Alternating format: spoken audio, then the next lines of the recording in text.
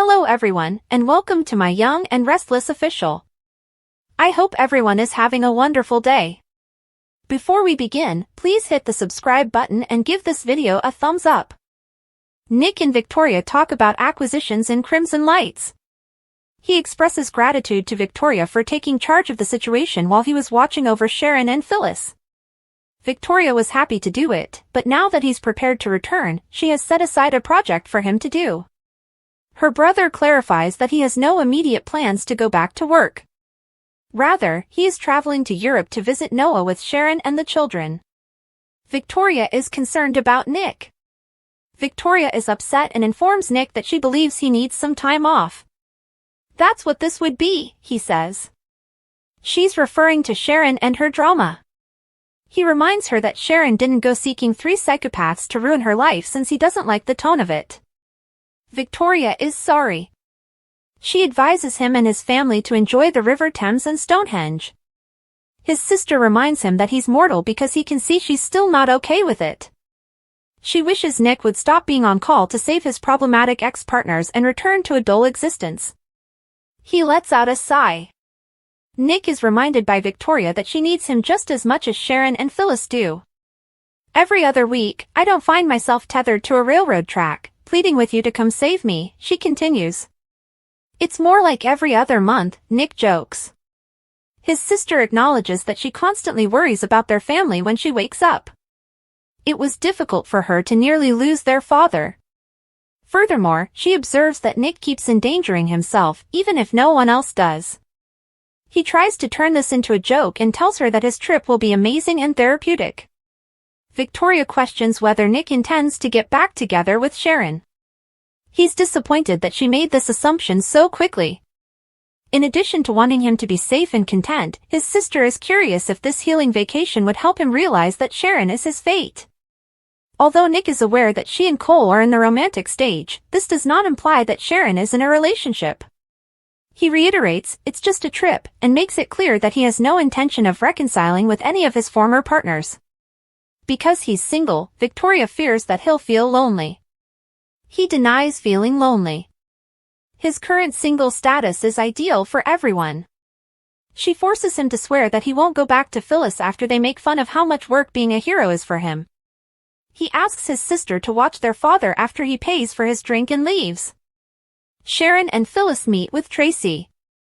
Sharon is joined at society by Phyllis. They can't decide whether to shake hands or give a hug. They don't. It will take some getting accustomed to not sneering at each other, Sharon acknowledges. Although she acknowledges that it used to be a rush, Phyllis reassures her that she had other people to be angry with. According to Sharon, like Martin Lawson. In prison, they pray he rots. They can send him some riddles, Phyllis jokes. When she requests that Sharon not shrink her, Sharon acknowledges that she has come to terms with Phyllis's size. The two speculate that Tracy requested them to meet there for a conversation, but they believe it has to do with Martin. Sharon says she doesn't have time for this because she needs to travel to London with Nick and is currently concentrating on taking care of herself. Phyllis nods her head, forcing a broad smile. Phyllis fears that when Tracy shows there, she will declare that Martin is getting away with what he did. Tracy tells her that Chance has reassured her that the case is strong once she grabs a drink. They raise a glass to that, and she says she's sorry for bringing Martin to Genoa City. The whole affair makes her sick.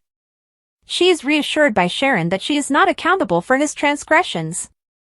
I'm just wondering the exact moment you realized it was Martin that survived? Phyllis must inquire, acknowledging that Tracy was a victim.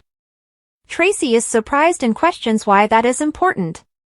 Sharon also ponders and inquires as to if Phyllis is seeking someone else to place the blame on. Before Tracy says that she has searched her head for any clue or indicator that she might have overlooked but has found none, she and Phyllis argue about this. That man was a sociopath, Sharon explains, adding that such individuals live their lives by telling lies. He deceived many individuals. Tracy acknowledges that despite spending a lot of time considering people's intentions as a writer, she was nonetheless duped by all of Martin's falsehoods. She needs to figure out how to live with that. Tracy expresses gratitude to Phyllis and Sharon for their empathy and understanding. She encourages Phyllis to share how difficult this is for her.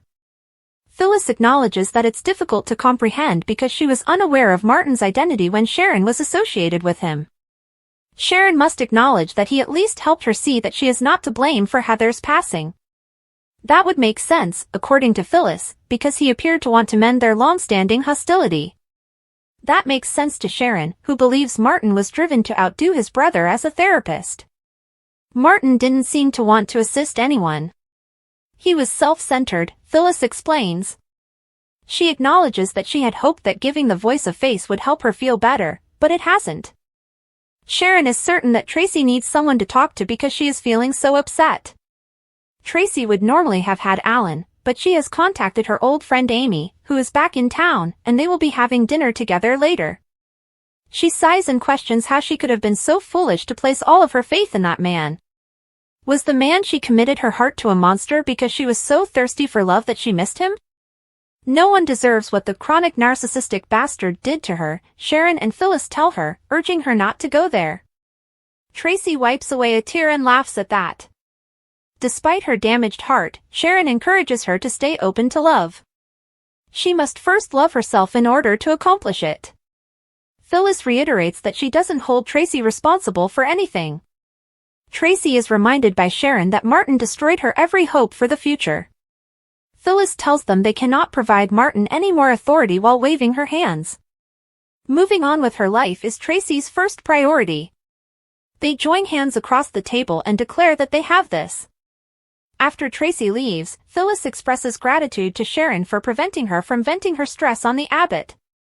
Sharon tells her that she experiences many of the same emotions. The redhead acknowledges that it will take some getting used to care about one another's feelings. Phyllis jokes that she should go to London with Sharon, but Sharon needs to get moving. One laughs nervously at that. Sharon is assured by Phyllis that she has a lot of work to do and that she has Billy and her children if she needs someone. They give each other a clumsy embrace as she urges Sharon to enjoy London. Sharon leaves after telling Phyllis to be careful. Diane confides in Jack that she feels alienated. Diane and Jack enter the athletic club's entryway. The fact that a sociopath lived with them and went unnoticed still amazes her. For Tracy's sake, he believes they all wished for the best. They discuss his baby sister's devastation while they are seated. Jack claims that in order to assist her, they must all band together. Diane doesn't want to go too far, but she is willing if the family feels it is suitable. Jack reveals that he just notified Ashley about the Alan/Martin scenario because she had a history with that sociopath and he was afraid she would be singled out again. He guesses she was upset that he didn't tell her about it sooner. The fact that he remained silent toward Diane still hurts her.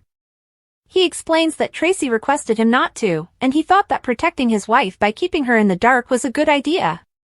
Diane doesn't believe it. Jack maintains that until they were positive, they couldn't take the chance of anyone revealing their suspicions. Could she have kept the secret when she saw Alan in person, even though she had agreed to do so?